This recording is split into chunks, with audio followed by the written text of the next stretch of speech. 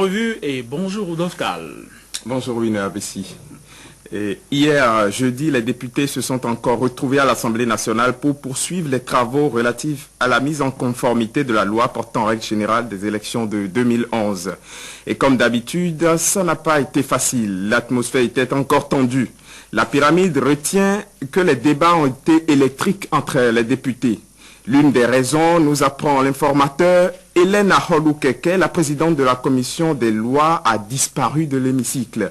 Il faut dire que, précise mon confrère, toute la journée est meublée de conciliabules et de négociations diverses. Des huis clos par-ci, des concertations par-là, de sorte que la plénière a été ouverte très tard, soit aux environs de 22 heures. Au moment où les travaux devaient se poursuivre, on n'a plus vu Maître Aholou-Keke, explique Godefroy Roussa. Les débats ont donc été suspendus et renvoyés à ce vendredi. Cette situation a tout de suite rendu furieux les députés Rosine Soglo, Epiphane Kenom et Augustin Arouanvo-Ebla qui ont vivement dénoncé une machination. Et apparemment, il n'était pas que trois à fustiger cette absence de la présidente de la commission des lois. Fraternité fait remarquer que les parlementaires ont vivement dénoncé ce coup que leur a fait leur collègue Hélène Aholou-Keke.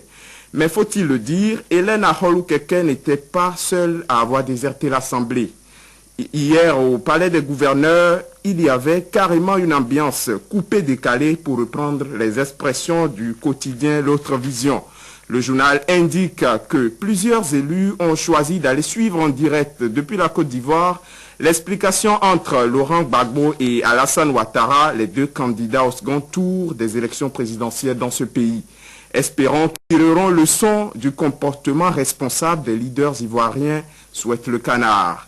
Parce que, faut-il le rappeler, les deux hommes ont été très courtois l'un envers l'autre lors de leur face-à-face sur la télévision nationale ivoirienne.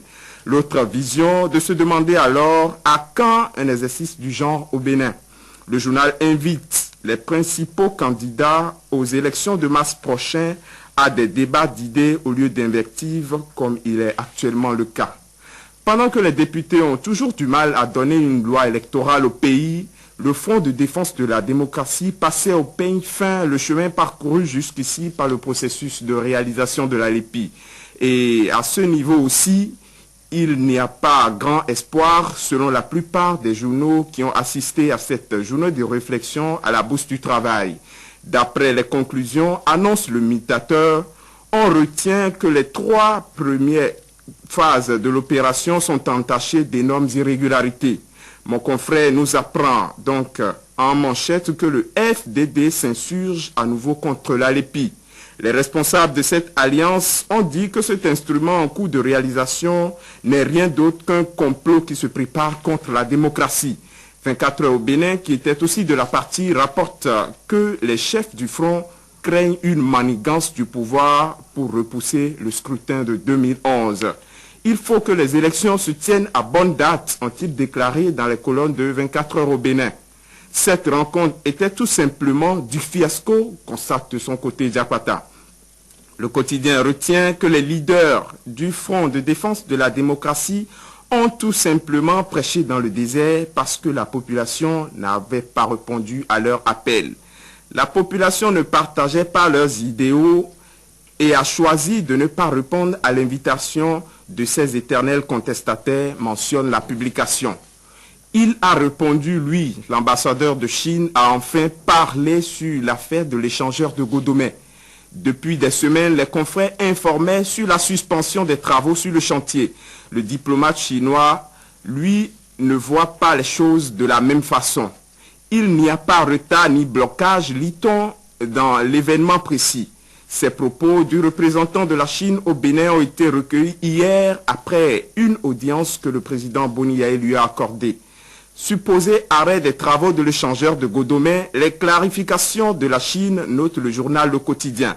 Selon mon confrère, le diplomate a apporté un démenti formel sur ces allégations mensongères. Le Progrès a ajouté que l'ambassadeur a rassuré de la livraison à bonne date des travaux comme retenu dans le contrat. Parlant de contrat, retenez qu'il y en a qui ouvrent des établissements scolaires sans tenir compte des réglementations en vigueur. Contre ce fléau, le gouvernement vient d'envoyer un signal fort. 38 collèges privés ont été tout simplement fermés par le pouvoir.